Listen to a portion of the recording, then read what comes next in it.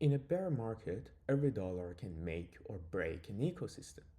Yet billions in on-chain assets sit idle while projects face existential risk and huge running costs.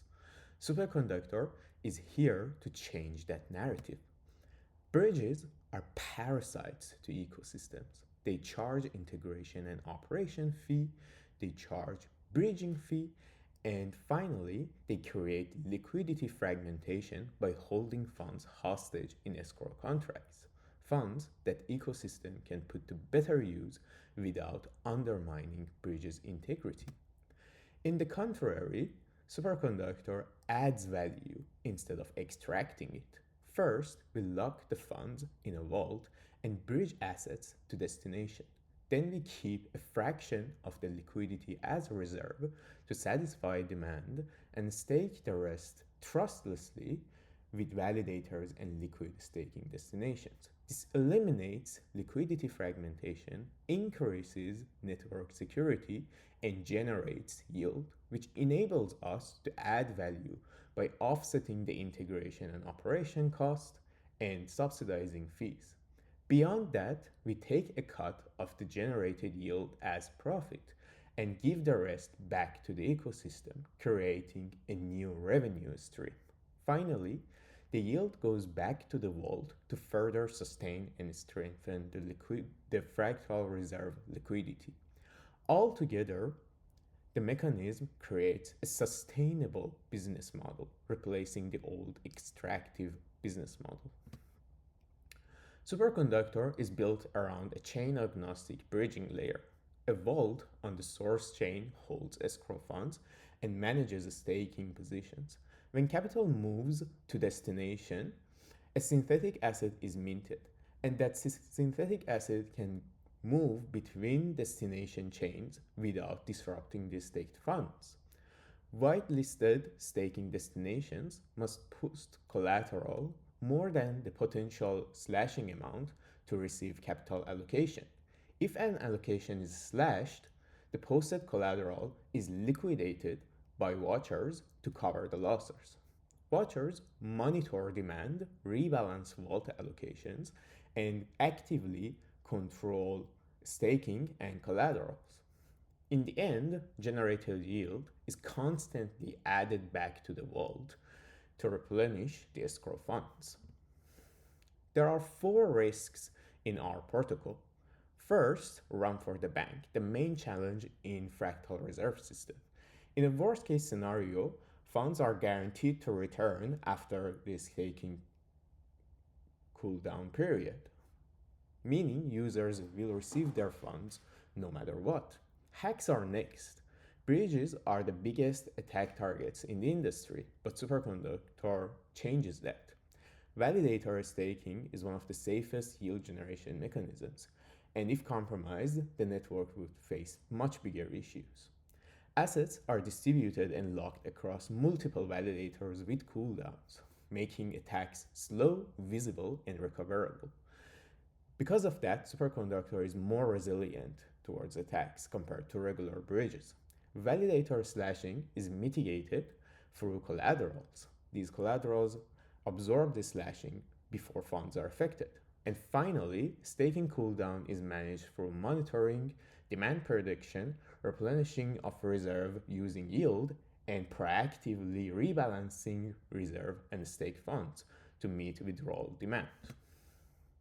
One of our competitors, XLR, charges $60,000 to set up and $15,000 a month to operate, or a treasury loan of $3 million with call options. In contrast, SuperConductors charges nothing, strengthens the network security, and creates a new revenue stream. We also compete with other bridges such as Wormhole, Layer 0, Across, and etc., all with the same extractive business model. Vaults are an adjacent competitor. In December 2024, Alice Labs and Morpho posted a proposal to deploy $1.3 billion of Polygon Bridge stable assets.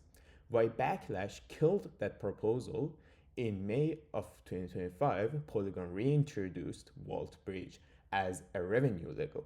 This saga proves superconductor solves a real systematic problem. Why now?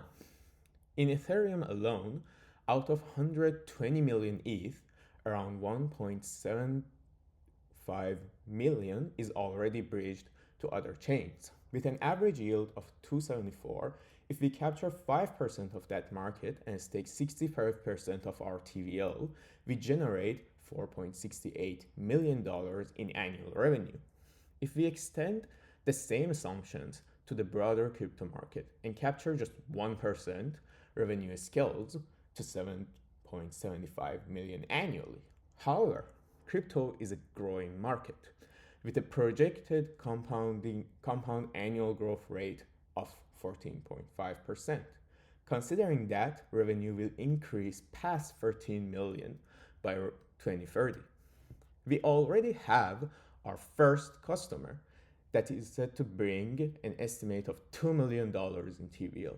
Assuming we launch with 5 initial customers of similar size, we can start with $10 million TVL at MVP launch, generating $195,000 annually. Considering a slow organic growth, we estimate 400 million TVL within 3 years, generating $7.8 million in annual yield. Our traction so far has been 1 customer and 2 investors, Pocket Network and Raid Guild, with additional investors in the pipeline. We're planning to reach MVP stage within the next 6 months, launching our MVP with our design partners and first customers. Once the MVP is live, we begin to focus on growth, token, and further decentralization of the network. We have a strong team with experienced engineers who have previously worked on bridging protocols. Moreover, the team has emerged from Raid Guild, a heritage Web3 developer guild, giving us access to a broad and proven talent network, which helps us to find the right talent for any job. To bring SuperConductor to life, we're asking for $600,000 pre-seed funding at $6 million valuation. This funding enables us to reach MVP stage and launch with our first customers. Additionally, we ask for your support to help us connect with more customers and more investors, building key relationships that paves the way for us. Thank you very much for your attention. If you'd like to talk, please reach out.